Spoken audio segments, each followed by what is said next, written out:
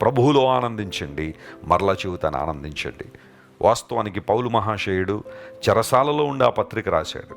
చెరసాలలో బంధించబడ్డాడు, కానీ అతని హృదయం బంధించబడలేదు. అతని కాళ్లను, చేతులను, దేహాన్ని బంధించగలిగారు, కానీ అతని మనస్సును బంధించలేకపోయారు. ప్రభువులో ఆనందించడం నేర్చుకున్నాడు. ఈ లోక సంబంధన అనుభవాలు ఇవ్వలేని శాశ్వత ఆనందం, శాశ్వత సంతోషం ప్రభువులో ఉందని గుర్తించి ఆయన మాటలకు చోటిచ్చినప్పుడు గొప్ప ఆనందాన్ని మనం అనుభవిస్తాం.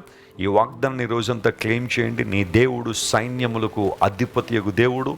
ఏ సమయంలోనైనా, ఏ పరిస్థితుల్లోనైనా చాలిన దేవుడు ఆయన.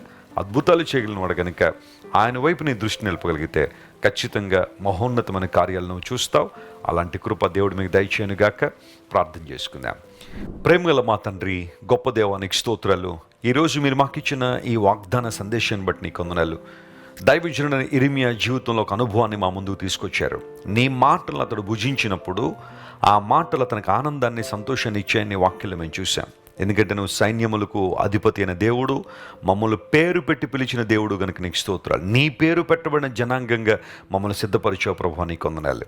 ఈరోజు మా ప్రియులు ఎంతమంది అయితే ఇబ్బందుల్లో, ప్రతికూలతల్లో, శ్రమలో ఉన్నారో వారందరినీ మీరు ముట్టండి, లేవనెత్తండి. వారి హృదయంలో ఉన్న గలిబిలిని తీసివేసి, ఆందోళన తొలగించి, నూతనమైన ఆనందాన్ని, సంతోషాన్ని ప్రతి ఒక్కరికి మీరే దయచేయండి. నీ మంచితనాన్ని ప్రతి ఒక్కరూ అనుభవించినట్లుగా కృప చూపించండి.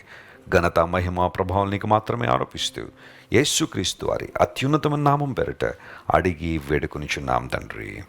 Amen, amen. God bless you dear friends.